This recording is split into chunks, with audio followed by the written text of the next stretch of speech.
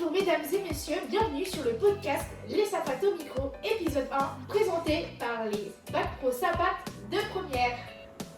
Aujourd'hui, nous allons accueillir l'association des Sourires des Ailes et nous invitons aussi Colline qui a participé à la Sénégalaise.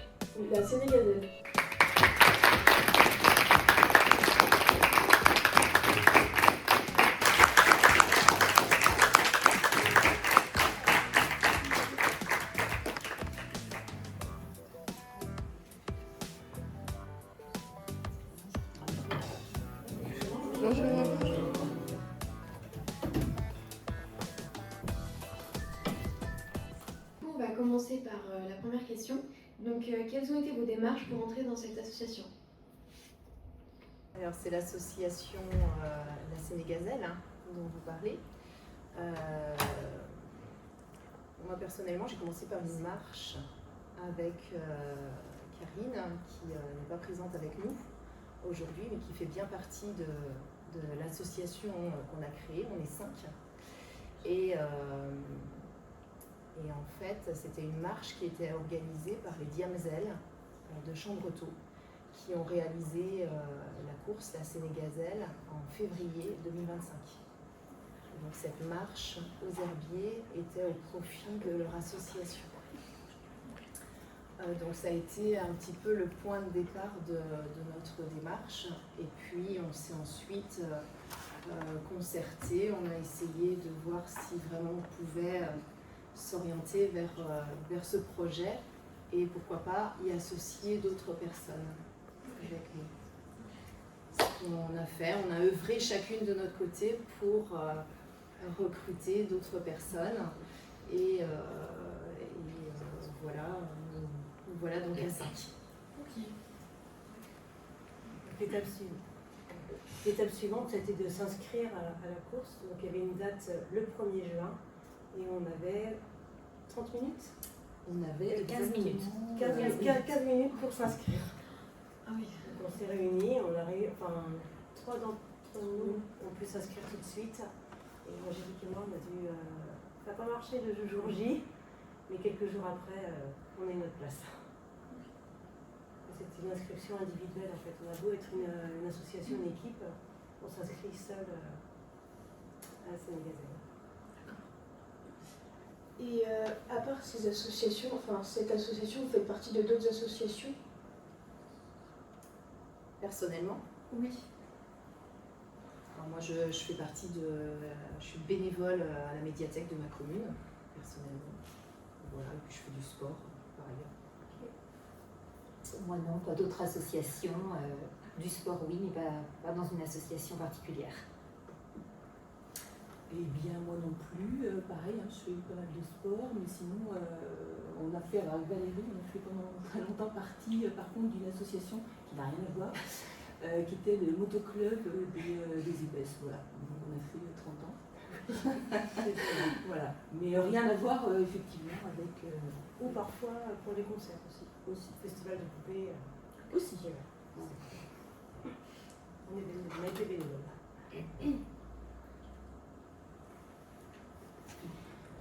Est-ce que dans votre association des Sourires et des Ailes, est-ce que vous vous connaissiez toutes avant de créer cette association-là ? Non, pas du tout. En fait, c'est notre directrice, notre présidente, qui a mené le projet dans un premier temps. Et puis, elle nous a contactés les unes les autres, mais on ne se connaissait pas du tout. Alors, on connaissait toute la présidente de l'association, mais après, on a appris à se connaître les unes les autres. Mais on ne se connaissait pas forcément avant. Et quelles ont été vos motivations pour faire partie de cette association ? Alors, moi, pour ma part, c'est vraiment le côté humanitaire. C'est vraiment aller à la rencontre de ces enfants. Et je pense que ça va être une très belle aventure. J'ai hâte, en fait. C'est vraiment la finalité, le contact avec les enfants, voir les sourires. Voilà, c'est ce côté-là qui m'a tout de suite donné envie d'entrer dans cette association. Et dans ce défi, parce qu'il y a quand même les 10 km aussi à faire tous les jours. Ça, c'est intéressant aussi. Et en fait, dans l'association, on est 3 enseignantes, donc 2 institutrices et puis une professeure de collège, pardon.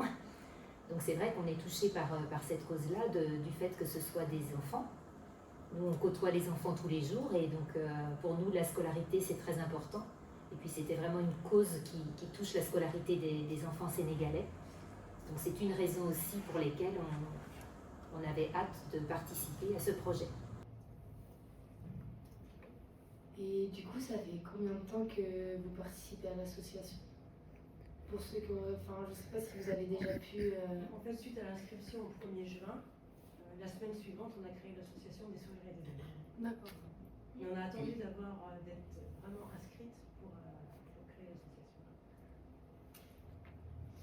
Mais du coup, vous allez participer quand, du coup, à y aller, du coup, là-bas? C'est quand? À la date? Oui. Les dates exactes, je me souviens. Du 21 février au 1er mars. Ok. C'est la dernière semaine de février pour les enseignantes, la 2e semaine de vacances de février. D'accord. Et j'aurais une question, du coup, pour Colline. Vous êtes partie combien de fois au Sénégal pour faire ces actions? Alors, pour ma part, je suis partie une fois et c'était pas prévu en fait. Donc, je me suis inscrite en septembre 2024 et pour février 2025. C'est quoi vos motivations qui vous ont poussé à vouloir y aller? Donc, je suis partie au Sénégal parce que la cause humanitaire me touche particulièrement, parce que j'étais adoptée. Et au départ, je voulais faire Madagascar, sauf que c'est quand même un budget. Et vu que je suis partie un peu tard, enfin, je me suis inscrite tardivement, du coup, ça a décalé en fait ce projet-là, donc je le ferai peut-être plus tard. Mais j'ai une copine qui l'avait faite, et au départ, je devais partir avec elle. Et finalement, les projets ne sont pas alignés ensemble, donc je suis partie toute seule. Et si j'ai bien compris, donc vous avez pu y aller une seule fois au Sénégal. Et du coup, vous avez fait les 10 km par jour. Donc est-ce que vous pouvez un peu nous expliquer les conditions que c'est de faire les parcours, de faire 10 km par jour? Ça doit être épuisant, même avec les conditions du pays, etc. Est-ce qu'il fait chaud là-bas? Donc voilà. Alors, il faut savoir que la course, c'est le matin, pour éviter justement la souffrance, on va dire, entre guillemets, de la chaleur. Mais donc on partait sur les coups de 8 heures, donc c'est vrai qu'il faisait assez frais. Et on arrivait dans les écoles sur les coups de 10 heures.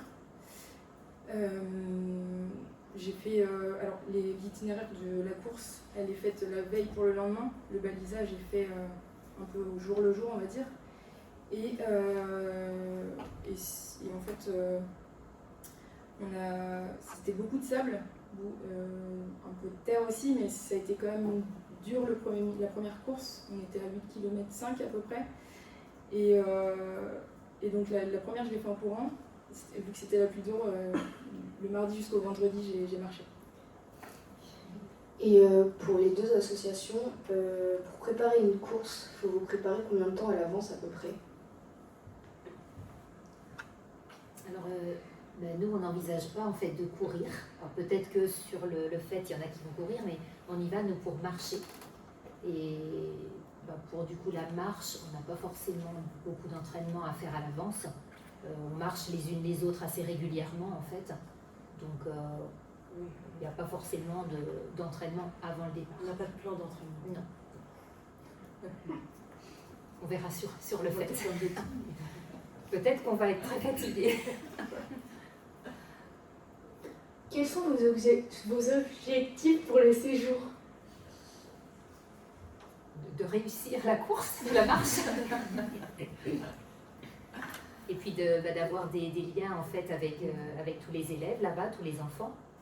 C'est aussi un peu notre but, créer des relations avec les enfants sénégalais, les familles également, si on peut en rencontrer. Puis quelque part aussi partager, c'est une course 100% féminine. Donc on va se retrouver avec des gens qui vont venir, des femmes qui vont venir un petit peu de partout. Donc je pense qu'il y aura des échanges qui vont être sympas. L'idée, c'est bien aussi, avant tout, d'aller leur porter des fournitures aux enfants qui sont sur place. place, aux élèves sur place et qui en ont besoin. Oui, je sais pas, on n'a pas précisé, mais pardon. En fait, si on va porter du matériel scolaire aux enfants sénégalais, c'est que là-bas au Sénégal, si les enfants n'ont pas leur matériel pour aller à l'école, ils ne vont pas à l'école, tout simplement. Et donc nous, on leur apporte du matériel pour qu'ils puissent être scolarisés. Sinon, il n'y a pas d'école pour eux. Du coup, dans les deux associations, donc Sourire des Ailes et Sénégazelle, on se posait la question, est-ce que c'est majoritairement que les femmes qui participent ou est-ce qu'il peut y avoir que aussi des hommes ou non, si c'est que des femmes? La Sénégazelle est une course 100% féminine et à but humanitaire. C'est 100% féminin, il n'y a que des femmes. Mais organisé par un homme. Et Organisé par un homme. Quand même, Ça s'appelle Jean-Michel Ferrand. Mais Colline, peut-être tu me diras le contraire, toi qui as participé. Oui, donc effectivement, il y a la Sénégazelle qui est 100% féminine. Par contre, il y a une autre course qui l'organise en fin d'année qui est mixte. C'est pour bâtir des écoles. Donc là, on a besoin d'hommes. Et le but, c'est de récolter des outils pour pouvoir construire l'école sur une semaine. Moi, j'avais une question pour Colline. Est-ce que ça a été dur de partir ou pas? Difficile, non. Parce que c'est vrai que j'ai voyagé 2 fois toute seule, donc c'était pas un souci. C'est vrai que j'aime beaucoup faire des nouvelles rencontres, donc en fait, c'était très enrichissant sur le moment de pouvoir partager avec d'autres personnes d'ailleurs, en fait. Et du coup, est-ce que ça a été difficile de repartir du Sénégal ou pas? Difficile dans le sens où on voit quand même la misère du pays, donc oui. Moi j'avais une envie, c'était juste de ramener tous les enfants avec moi. Mais sinon, non, j'étais quand même contente de rentrer dans mon confort, on va dire.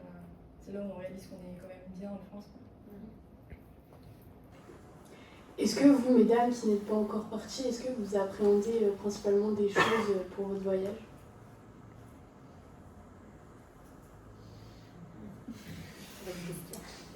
Pour ma part, pas particulièrement. En fait, non. Je pense qu'on va se laisser aussi guider par l'association et voilà. Non, pas particulièrement. Enfin, pour ma part. Moi, de mon côté, j'appréhende un petit peu la vie en collectif, parce qu'on sait qu'on va être un groupe de 70-75 femmes. Donc voilà, moi, j'ai pas l'habitude, donc j'appréhende un petit peu ce côté-là. On nous a dit qu'on allait dormir dans des huttes à plusieurs. Voilà, on va manger tout ensemble, faire des choses tout ensemble. Donc le collectif sur toute une semaine, bon, à voir, on va découvrir. Moi, pour ma part, le collectif me fait moins peur du fait que j'ai fait pas mal de sport, un sport collectif. Je faisais du volley. Quand j'étais plus jeune, j'ai fait 18 ans de volley. Donc, comme c'est un sport court, j'ai un peu l'habitude du collectif. Ce qui m'effraie un peu plus, c'est la vie que je vais trouver sur place et les gens que je vais trouver sur place. Et ça j'appréhende. La rupture, en fait, entre notre confort et ce qu'on va découvrir sur place. Du coup, pour moi, j'avais aussi une question. Je sais pas si vous saviez, enfin, je sais pas si vous connaissiez un équivalent de l'assaut des Sourires et des Ailes, et pareil pour la Sénégazelle, mais avec des hommes, pour des causes d'hommes, et principalement touché pour les hommes, etc. Moi, j'en connais pas d'autres. Je crois que pour les femmes, il y a autre chose au Maroc. Mais pour les hommes, non, moi, je ne connais pas. Non, mis à part ce que disait Colline tout à l'heure, l'association Batironne, qu'elle disait qui était mixte, après, non, que pour les hommes, non, c'est pas construit. Et pourquoi c'est principalement des femmes dans l'association? Bonne question. Je n'ai pas la réponse, personnellement. Bonne question. Parce que je crois que ça existe depuis 18 ans. Oui. C'est ça. Pourquoi à ce moment-là le choix a été fait comme ça, je ne sais pas. Comment vous avez connu du coup l'association, le fait l'humanitaire, etc. Vous en avez entendu de bouche à oreille ou vous vous êtes renseigné vraiment parce que ça vous plaisait et que vous vouliez approfondir plus le sujet? En fait, dans notre entourage, on connaît tous quelqu'un qui l'a déjà fait, plus ou moins proche, mais vous connaissez un petit peu, puis vous, c'est les Diamzels qui vous en ont parlé. Et voilà, on a c'est beaucoup de bouche à oreille. Et j'aurais une question pour Colline. Est-ce que vous avez dans l'objectif ou dans l'optique de repartir au Sénégal? J'aimerais bien, pourquoi pas la refaire d'ici quelques années, mais comme je l'ai dit auparavant, j'aimerais bien faire la Madagascar pour le coup à Madagascar. Je crois que la même chose existe au Népal. C'était renseigné sur ça. Est-ce que vous savez si la Sénégazelle, elle est toujours sur le même type de... Enfin, sur la même ville, la même commune, enfin, je sais pas trop comment expliquer, mais le même lieu où elle change à chaque fois dans le Sénégal? La course, donc elle va, effectivement, il y a plusieurs semaines, et sur les différentes semaines, il y a un itinéraire différent. C'est pas dans la même ville ou la même commune. Nous, par exemple, nous partons à 200 km au sud de Dakar. Nous partons dans un petit village qui s'appelle Simal. Et tu n'as pas été au même endroit, je crois, Colline. C'est ça, c'est pareil, c'est en dessous de Dakar. On était pareil à peu près 200 km en dessous, et c'est à Foundiougne. Je crois qu'il y a un troisième village, donc ça a lieu dans trois endroits différents. Et par contre, pour poursuivre, quand on est sur place, on part vers un village et on revient le soir sur notre lieu d'hébergement. Et on part ensuite vers un autre village et on fait ça 5 fois dans la semaine. Tu confirmes, Colline? Oui, tout à fait ça. Est-ce que, du coup, Colline, quand vous êtes allée là-bas, est-ce que les enfants avaient est-ce qu'ils réagissaient bien en vous voyant venir un peu comme parce que c'est un peu chez eux là-bas, ou pas? Alors, les enfants, ils sont au courant une semaine avant qu'on vient. Donc, effectivement, ils ont hâte qu'on vienne leur déposer les fournitures scolaires. Et en fait, ces écoles-là, chaque année, c'est les mêmes écoles. Donc, ils savent déjà à l'avance qu'on vient chaque année. Et quand on arrive, l'accueil est juste incroyable. Et comment vous trouvez vos lieux d'hébergement? Tout est organisé en fait par l'association La Sénégazelle. C'est vrai que nous, on a le projet clé en main et nos sites d'hébergement sont déjà organisés. Tout est préparé à l'avance. En fait, nous, on ne s'occupe absolument pas de notre hébergement, on ne s'occupe pas non plus de notre trajet en avion. Tout ça, c'est géré par l'association La Sénégazelle. Est-ce que c'est vous qui payez votre billet d'avion et le lieu d'hébergement là-bas? Ou alors c'est eux? Oui, en fait, à l'inscription, il y a un budget. Et donc, ce budget comprend et les billets d'avion, et l'hébergement, et les transferts et tout. D'accord. Donc, chacune à l'inscription, on a payé tous ses frais. Quelles sont vos démarches pour avoir toutes les fournitures scolaires pour les emmener là-bas? Donc là, on mène plusieurs actions. Donc la prochaine, c'est une rando solidaire aux herbiers. Donc on est associé avec l'amicale des parents d'élèves de l'école Jacques Prévert. La présidente travaille là-bas et moi aussi je suis bibliothécaire dans cette école. Donc les parents d'élèves, l'amicale avait envie d'organiser une randonnée. Donc on est arrivé, je pense, au bon moment. Donc on s'associe et l'inscription pour les enfants, c'est d'emmener une fourniture scolaire. Donc on va déjà commencer à remplir les valises. Enfin, on a déjà des valises qui sont un peu remplies. Mais ça va être une action pour remplir les valises. Parce qu'en fait, on peut emmener 2 valises chacune de 23 kg de fourniture scolaire. En fait, les réseaux sociaux nous permettent aussi de nous faire connaître et de nous faire apporter pas mal de fournitures de gens qu'on ne connaissait pas, des inconnus pour nous, qui se manifestent spontanément. On ne peut pas non plus emporter n'importe quoi. Les livres, les manuels scolaires, par exemple, ne sont pas acceptés. Voilà. Les ramettes de feuilles ne sont pas acceptées, les cahiers c'est tel format, les crayons, taille crayon, rapporteur, règles, équerre, tout ça c'est possible.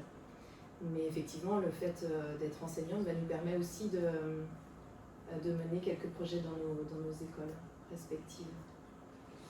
Et chez des commerçants aussi. On a également tous nos proches, toute notre famille proche qui nous apporte aussi du matériel et qui nous aide à récolter le matériel scolaire. D'ailleurs, c'est peut-être le moment de remercier toutes ces personnes qui nous apportent des fournitures. Merci beaucoup à toutes les personnes qui nous accompagnent de notre projet et qui accompagnent surtout les enfants sénégalais pour leur permettre d'être scolarisés.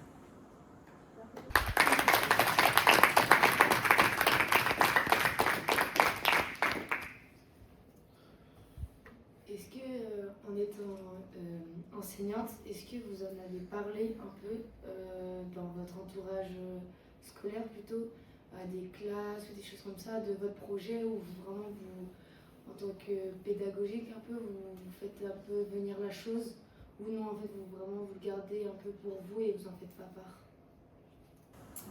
Si, le but c'est d'échanger et puis de partager. Donc, moi par exemple, je suis enseignante à l'école de la Gaubretière avec des élèves de grande section CP et j'ai parlé de mon projet à tous mes collègues et le but c'est vraiment d'aller voir chaque classe de l'école pour expliquer le projet, notre projet, pour expliquer notre démarche auprès des élèves. Donc normalement juste avant le départ, au mois de janvier, je vais aller dans toutes les classes de l'école, présenter un petit film et puis un petit extrait du Sénégal et de ce qu'on va y faire là-bas.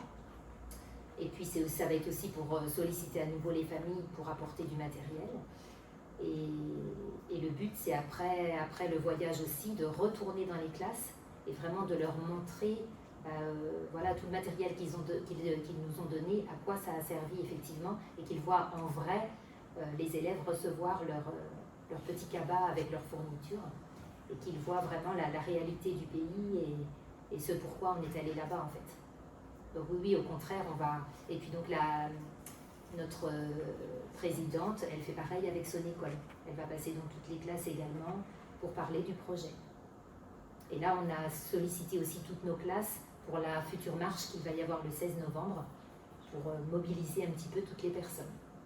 Pour ma part, j'enseigne dans un collège qui est très grand, collège Jean-Yol aux Herbiers, et je sollicite pour l'instant simplement les élèves de la classe dont je suis professeur principal, une classe de 6e. Je ne suis pas passée dans toutes les classes et je ne pense pas le faire, mais j'accepterai évidemment toutes les fournitures qui me seront apportées. J'ai aussi présenté mon projet en début d'année à mes collègues. Voilà, projet qui a été très bien reçu. Travaillant dans plusieurs écoles maternelles et élémentaires, j'ai aussi présenté le projet à des collègues. Et on va le présenter aux familles aussi. Les enfants pourront apporter aussi des fournitures de mesure. Moi, ce serait une question plus pour Colline. Comment décririez-vous la vie du coup au Sénégal et si les habitants du Sénégal vous ont fait montrer leur tradition? Alors la vie au Sénégal est très appauvrie. Et oui, effectivement, il y a une journée spéciale dans la semaine où on découvre la culture sénégalaise dans les familles. Et donc oui, en effet, j'ai pu voir un peu leur façon de vivre. Colline, j'ai une question. Qu'est-ce qui vous a marqué le plus durant votre séjour? Leur façon d'être, leur mentalité. Il y a un gros attachement, un gros lien qui se fait en une semaine. En fait, c'est très intense, mais le lien est fort. Et je ne saurais décrire tellement. Je pense qu'il faut le vivre pour le comprendre. Donc, et aussi, à travers les vidéos qu'on peut voir, c'est aussi ce qu'on cherche, à toucher les autres personnes. Mais il y a beaucoup d'émotions qui qui arrive d'un coup. En fait, je pourrais pas le décrire. J'ai pas forcément les mots pour expliquer vraiment ce qui se passe pendant la semaine. Malgré ce voyage, est-ce que vous avez fait d'autres voyages autre part ou pas? En voyage humanitaire ou en voyage personnel? Donc je suis partie à l'île de la Réunion, 2 fois en Guadeloupe. Je suis partie en Espagne, au Portugal, à Madagascar pour le coup, en 2008. Et j'ai fait l'Albanie et le Sénégal cette année. Les dates la course, elle se déroule tout le temps la même partie de l'année ou ça change tous les ans? Alors il y a, il me semble, 5 semaines au moins au Sénégal, c'est ça, à l'année. 4 semaines, 2 en février et en avril, hein, c'est ça. Et puis après, comme on dit, on a une au Népal qui se passe, je crois que c'était au courant octobre. Et Batiron, il me semble que c'est en novembre. Colline, moi j'ai une question. Vous retenez quoi de ce voyage? Qu'est-ce que je retiens de ce voyage?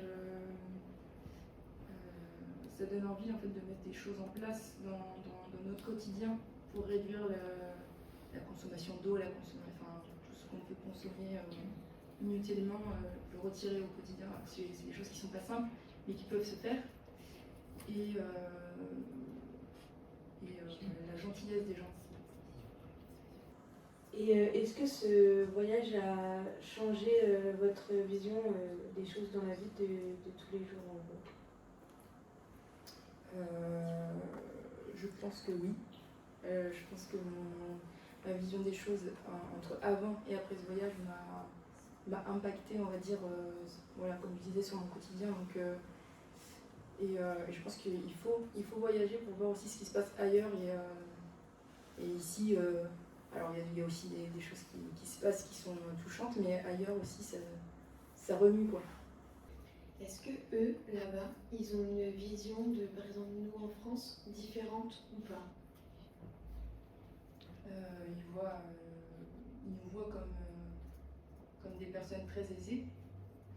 C'est vrai que nous on est arrivés, moi je me sentais gênée parce que j'avais une montre connectée par exemple, tout le monde la voulait, on me demandait mon numéro de téléphone, mais voilà c'est pour la famille et après une fois arrivé en France on se fait harceler des messages donc il ne faut surtout pas divulguer nos coordonnées. Et une fois là-bas, vous mangez avec les enfants ou vous avez vos pique-niques ou vous avez quelque chose ou vous mangez vraiment là-bas leur repas? Alors une fois sur place, donc moi j'étais dans un hôtel, donc tout est compris en fait dans l'inscription. Donc on mange local sur place. Alors une fois sur place, donc moi j'étais dans un hôtel, donc tout est compris en fait dans l'inscription. Donc on mange local sur place.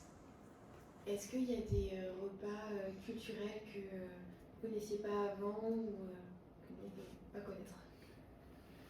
Alors les plats déjà c'est à base de beaucoup de riz, mais sinon effectivement il y a tous les plats que j'ai pu manger sur place, je ne connaissais pas forcément, mais la façon dont c'est cuisiné en tout cas je ne connaissais pas. Et comment vous rentrez en contact avec les villages? C'est les villages qui viennent à vous ou vous, l'association, qui rentre en contact directement avec eux? Une fois sur place, donc la course elle est à base de balisage, donc c'est-à-dire que l'équipe, l'association qui organise ça, c'est la veille pour le lendemain, donc ils font le parcours et c'est nous qui nous déplaçons en courant ou en marchant dans les écoles. Et ensuite, on revient dans le village où on est hébergé. Quand vous faites la course, est-ce que vous êtes vraiment que vous ou vous avez des personnes qui vous guident ou qui vous disent allez dans telle école ou c'est vraiment juste les balises?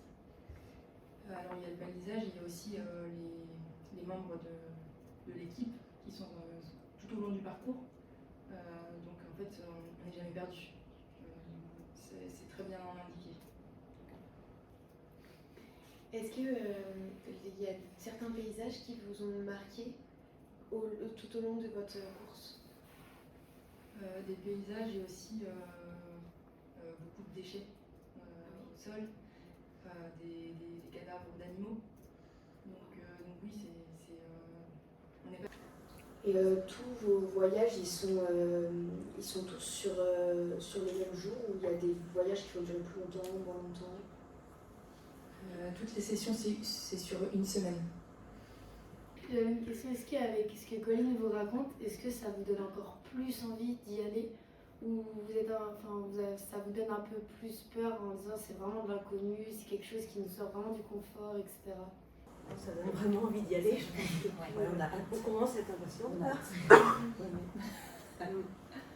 C'est très bien d'ailleurs que vous ayez invité Colline. Pour nous, c'est une chance. C'est une belle surprise. Elle donne vraiment envie et puis on sent que son séjour a été riche en émotions, donc ça donne vraiment envie d'y aller. À partir de quel âge on peut partir au Sénégal pour faire cette course? Il me semble que c'est à partir de 18 ans, je dirais la majorité. Il me semble, vérifier. Et donc vous, Colline, vous étiez participante de la course ou aussi bénévole dans l'association? Non, j'ai juste participé à la course. D'accord. Qu'est-ce que vous voulez apprendre après ce parcours? Quand vous aurez couru, vous aurez tout donné, qu'est-ce que vous voulez apprendre après? Pour ma part, j'aimerais bien transmettre tout ce que je vais découvrir, les gens que je vais rencontrer, les émotions, si je peux les partager, mais ça semble difficile. Moi, tout ce que j'ai entendu comme discours de la part de celles qui sont déjà parties, comme de la part de Colline d'ailleurs, tu l'as très bien mentionné tout à l'heure, ça a l'air compliqué de transmettre les émotions ressenties sur place. Donc ça m'inquiète un petit peu, parce que je me dis, je vais ressentir des choses et je ne serai pas forcément en capacité de transmettre ça. Et je trouve ça dommage, donc je ne sais pas comment ça va se passer, ça fait partie de mes inquiétudes. Je ne sais pas si vous avez vu la vidéo de la Sénégazelle où Colline vous apparaissait, de l'année dernière je crois, je ne suis pas sûre. Mais on voulait aussi dire aussi que ça nous avait énormément touchés, que peut-être qu'en parlant c'est compliqué de transmettre, mais nous on a pu visionner la vidéo et ça nous a énormément touchés. De voir tous ces enfants en fait extrêmement heureux de recevoir en fait pour nous des choses banales, des fournitures scolaires. Pour eux c'est de l'or et du coup on voulait remercier aussi la Sénégazelle d'avoir fait cette vidéo pour avoir sensibilisé le public, etc. Parce que nous ça nous a vraiment sensibilisés et ça nous a vraiment touchés et ça nous a appris aussi à pouvoir connaître un peu plus le sujet pour vous poser mieux des questions.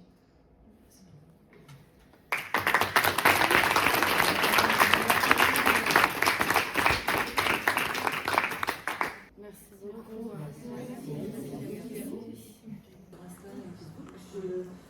Moi, je pense qu'il n'y a pas besoin de dire, en fait, de parler. Je pense que, comme tu le dis, les images parlent beaucoup plus, en fait. Et en réel, c'est encore mieux. Donc, j'espère que vous nous suivrez. 21, et si vous avez des fournitures, éventuellement, voilà. Oui. Ce sera aussi. On est preneuses. On est, voilà. Une dernière question. Est-ce que c'est difficile de trouver toutes les fournitures avant de partir ou pas? Alors, ma maman est instite, donc j'ai principalement insisté auprès d'elle. Et j'ai demandé via Le Bon Coin. Il y a beaucoup de. Vu que je me suis inscrite en septembre après la rentrée des classes, il y a beaucoup de personnes qui vendaient leurs fournitures scolaires et en fait j'ai essayé de négocier pour qu'ils les donnent et ils ont accepté avec grand plaisir.